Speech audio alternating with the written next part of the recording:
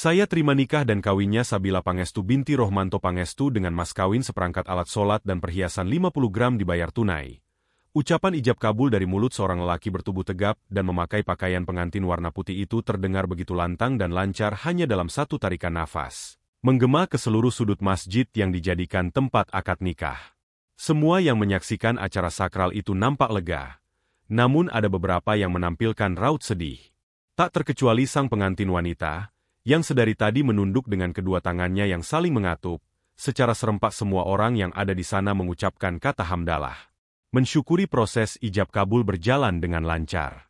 Setelahnya penghulu mulai membacakan ayat-ayat Al-Quran dan doa, ditambahi dengan beberapa petuah tentang pernikahan dan kewajiban apa saja yang harus dilakukan pasutri baru itu. Hingga diakhiri dengan mentandatangani berkas-berkas, begitu semuanya usai, penghulu menyuruh sang pengantin untuk bertukar cincin. Dengan gerakan sedikit kaku, sepasang pengantin baru itu menurut. Posisi mereka saat ini sudah duduk berhadapan dan saling menunduk. Tangan kanan pengantin pria meraih cincin yang ada di kotak beludru. Kemudian mengarahkannya ke jari manis gadis di depannya yang kini sudah menjadi istrinya, dan menyematkan benda bundar berwarna putih itu di sana, begitupun dengan pengantin wanita. Ia juga melakukan apa yang tadi suaminya lakukan. Setelah itu ia meraih tangan suaminya itu dan menciumnya takzim. Sementara si pemilik tangan meletakkan tangan lainnya di atas kepala sang istri sambil membaca doa. Detik berikutnya kedua pengantin mulai menjauhkan diri. Untuk beberapa detik mereka saling berpandangan sebelum akhirnya saling memalingkan. Bagi pengantin lain, biasanya akan merasa senang dan haru setelah acara pernikahan. Namun tidak untuk Sabil. Jelas saja, karena ini adalah bukan murni keinginannya. Menjadi sosok pengganti sepupunya yang telah kabur entah kemana. Beberapa jam sebelum akad dilaksanakan, harusnya dia hanya menjadi seorang tamu dalam pesta pernikahan itu. Namun nyatanya takdir berkata lain. Justru dialah yang menjadi pengantinnya, dan kini statusnya sudah menjadi seorang istri dari Gus muda dan berparas tampan bernama Ahmad Hussein Al-Hadar. Selamat atas pernikahan kalian, semoga berkah sampai maut memisahkan. Maafkan bibimu ini Sabil karena telah memaksamu menikah dengan Hussein. Tapi kita tak ada jalan lain selain melanjutkan. Ucap Suri, bibi sekaligus ibu dari adik sepupunya, Zahra. Sabil yang mendengar itu hanya diam.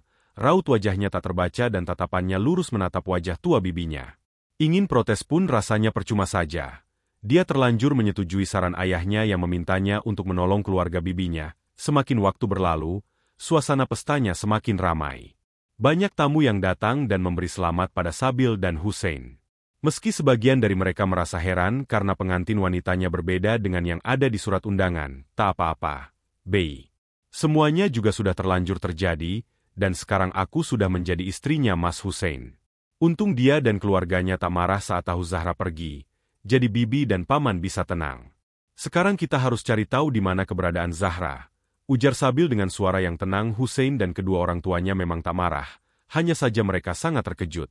Kecewa pastinya. Tapi orang tua Hussein memilih untuk bungkam, dan berpikir positif jika putranya dengan Zahra tak berjodoh. Meski sebelumnya mereka juga tak menyangka jika wanita yang selama ini dikenal pendiam dan selalu menjaga pandangannya itu, memiliki laki-laki lain. Bahkan sampai nekat melarikan diri dari pernikahan, Hussein dan Zahra memang dijodohkan. Namun orang tua kedua belah pihak tak memaksakan itu. Mereka menyetujui apapun keputusan mereka. Tapi entah kenapa malah berakhir seperti ini. Kiai Umar selaku ayah dari Hussein sempat ingin membatalkan pernikahan itu. Namun Bei Suri menolak dan memintanya untuk melanjutkan. Bukan apa-apa. Dia hanya merasa tak enak karena telah mempermalukan keluarga pihak mempelai pria karena ulah putrinya. Maka dari itu Bei Suri meminta bantuan kepada kakaknya yang tak lain adalah ayahnya Sabil untuk membujuk putrinya menggantikan posisi Zahra. Meski awalnya Sabil menolak keras dan tak peduli. Namun pada akhirnya ia luluh dengan bujukan sang ayah begitu pria tua itu mengungkit permintaannya yang dari dulu menginginkannya segera menikah. Terima kasih Sabil karena sudah mau menolong bibi. Kamu memang anak baik. Persis seperti mendiang ibumu. Bibi doakan setelah ini kamu bisa hidup bahagia bersama Hussein. Dia itu pria yang baik dan soleh. Bibi yakin dia akan memperlakukanmu dengan baik sebagai istrinya. Ucap Bei Suri, waktu pun terus berjalan. Tak terasa hari akan menjelang malam. Suara sholawat dari masjid mulai terdengar, pertanda waktu maghrib akan segera tiba. Satu persatu para undangan pun mulai berkurang, hingga menyisakan anggota inti keluarga dan panitia pesta, Sabil yang kini sedang duduk di kursi plastik yang ada di dalam rumah bibinya, seraya mengemil makanan ringan mulai beranjak. Kedua tangannya mengangkat ujung gaun pengantin yang menjuntai, lalu melangkah masuk ke kamar pengantin. Kamar yang tadinya diperhususkan untuk Zahra, mau kemana? Tanya seorang pria. Seketika itu pula langkah Sabil terhenti. Ia menoleh ke arah suara dan melihat Hussein sudah berdiri di ambang pintu. Penampilan pria itu sedikit berantakan. Wajah rupawannya nampak kelelahan, mau membersihkan badan. Sebentar lagi sudah masuk waktu maghrib.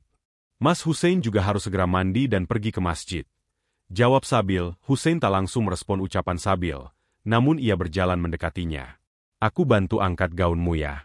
Biar lebih cepat jalannya. Ucap Hussein lembut. Sabil pun menganggur samar. Tanda setuju. Tanpa mengucapkan sepatah kata pun, Sabil memang memiliki karakter agak dingin, irit bicara dan cuek. Hussein yang menyadari sifat istrinya itu hanya bisa menghela nafas dan dengan ihas menerima itu. Setelah itu mereka jalan masuk lebih dalam lagi ke rumah Baysuri yang bisa dibilang sederhana. Namun terlihat luas. Assalamualaikum, ucap Hussein memberi salam. Begitu sudah berada di dalam kamar pengantin, Waalaikumsalam, balas Sabil lirih. Kemudian berbalik badan menghadap ke Hussein. Mas Hussein bisa tunggu di luar dulu? Aku mau melepas gaun ini. Maaf bukannya maksud mengusir, tapi aku belum terbiasa. Aku harap kamu mengerti. Pinta Sabil ragu, Hussein tak bersuara. Dia hanya mengangguk. Kemudian kembali keluar kamar dan menutup pintu. Sepergian sang suami, Sabil menghela nafas panjang. Tatapan matanya begitu tak terbaca. Sebelum akhirnya ia kembali berbalik badan dan berjalan ke meja rias. Sementara itu Hussein melangkahkan kakinya ke dapur, meraih gelas kosong yang ada di meja makan, dan meraih teko plastik kemudian menuangkan air ke gelas. Dengan sekali tenggakan air itu sudah tandas, dan berpindah ke dalam perutnya, Hussein.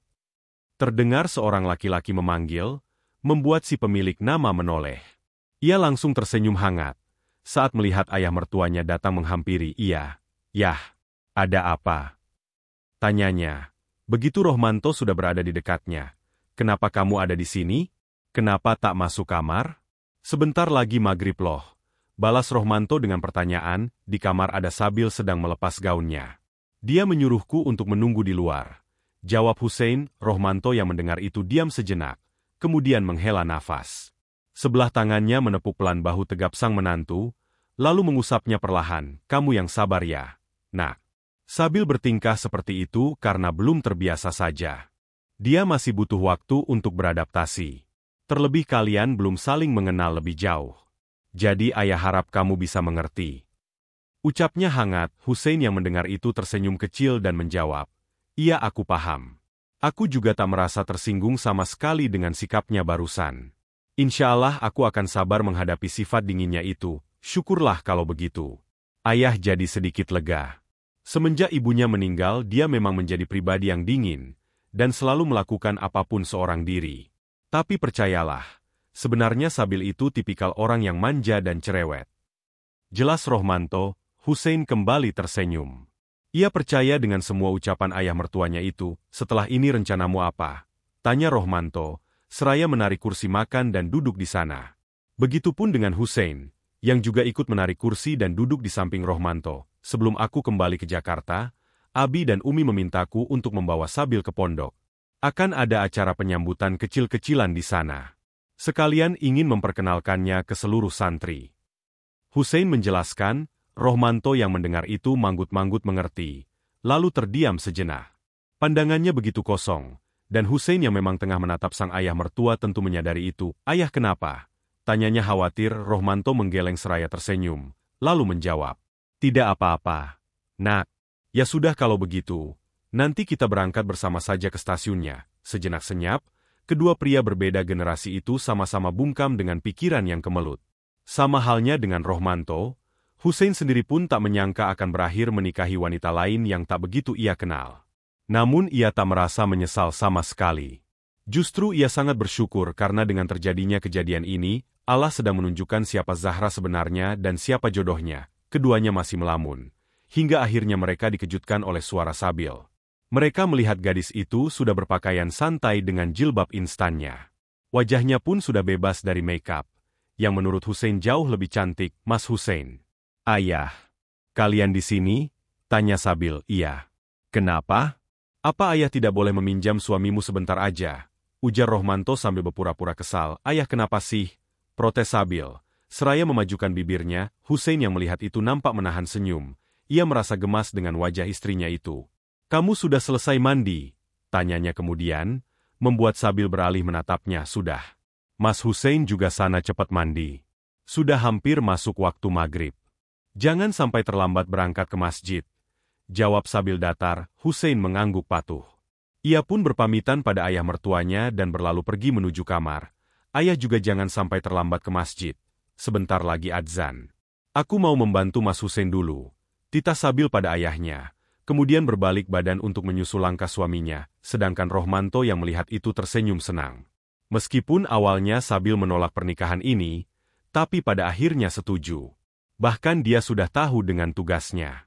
Ia hanya berharap semoga putrinya itu bukan hanya sekedar menjalani perannya sebagai istri, tapi juga bisa menerima sepenuhnya Hussein sebagai suaminya. Hatinya benar-benar sudah merasa lega karena putri tunggalnya itu sudah menikah.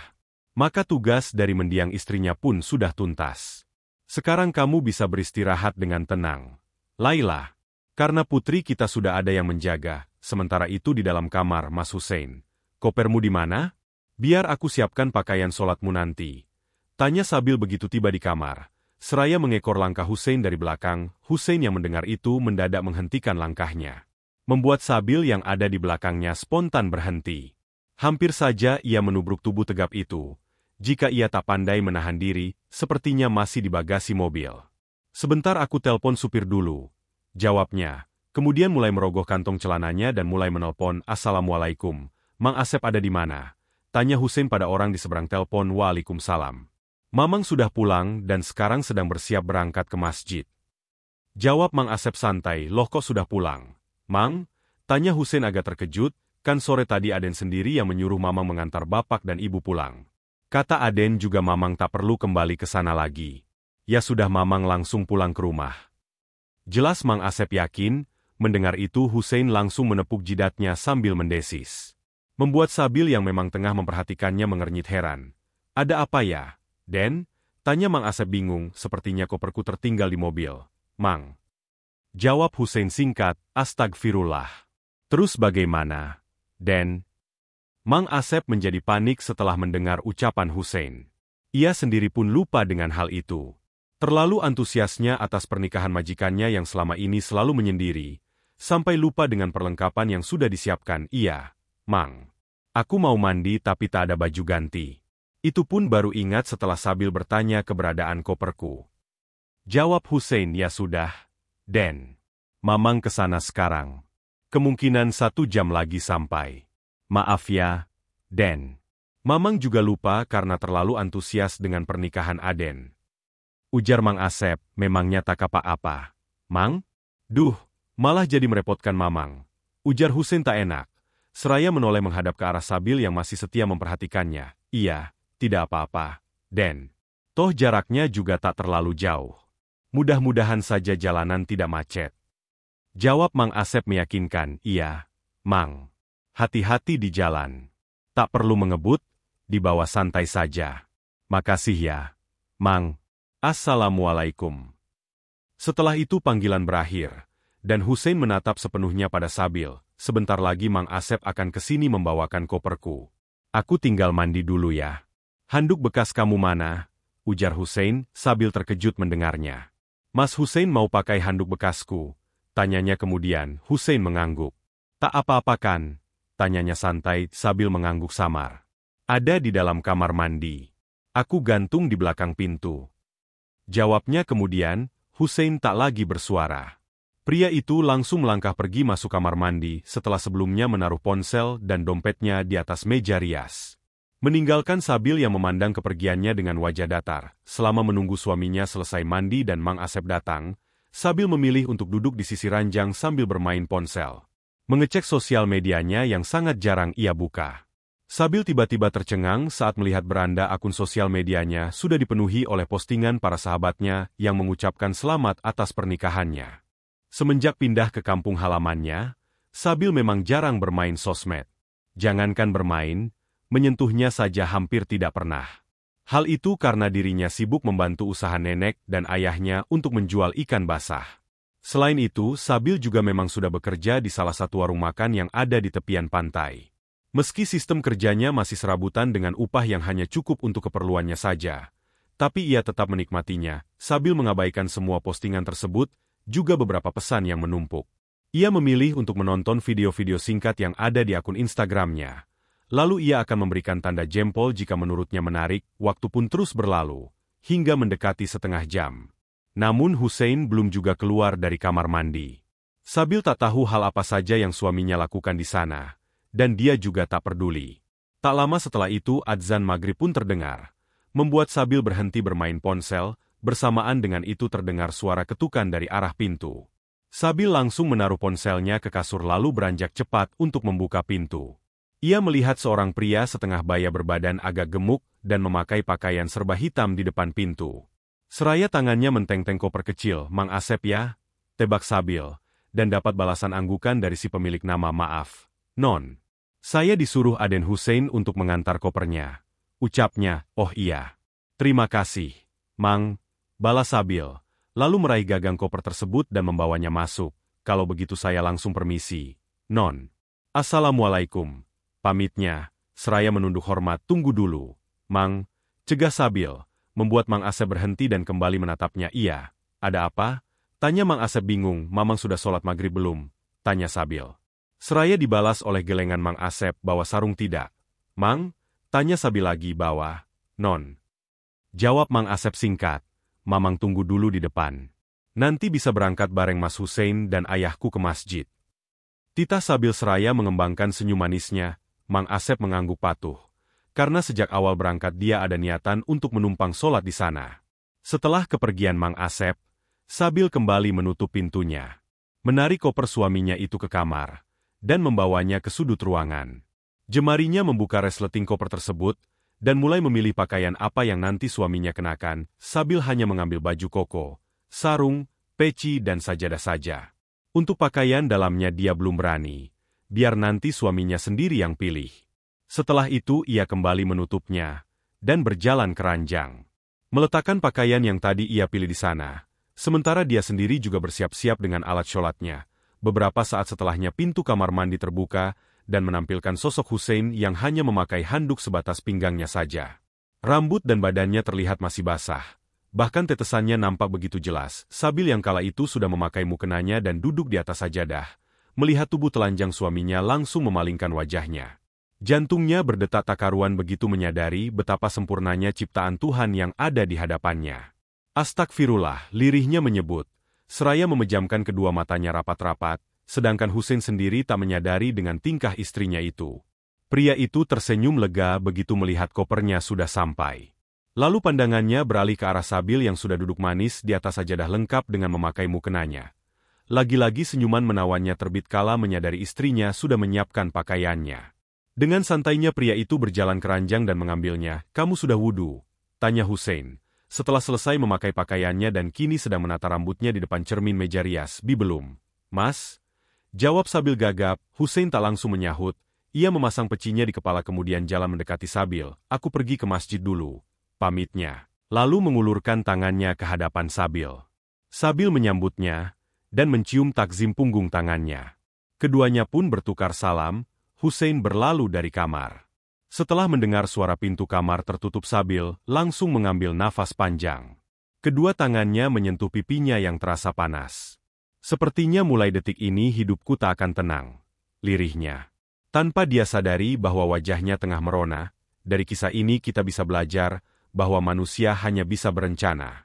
Tetap Tuhanlah yang memegang kendali penuh atas semua yang terjadi di alam semesta ini. Seperti halnya Hussein yang sudah dijodohkan dengan Zahra. Tapi di saat akad akan dimulai, calon istrinya itu justru kabur bersama laki-laki lain. Alhasil dia akhirnya menikah dengan Sabil, yang mana memiliki akhlak yang lebih baik dibandingkan Zahra. Hal ini bisa terjadi karena Tuhan sudah mengatur jalan mereka berdua. Karena laki-laki yang baik akan mendapatkan perempuan yang baik. Begitupun sebaliknya. Bagaimana menurut kalian? Tulis pendapat kalian di kolom komentar ya.